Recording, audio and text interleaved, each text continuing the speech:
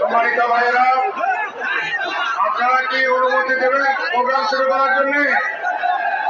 আলহামদুলিল্লাহ, তাহলে আপনারা একটু শান্ত হবেন, স্লোগান দেবেন না, আমরা শুরু করি।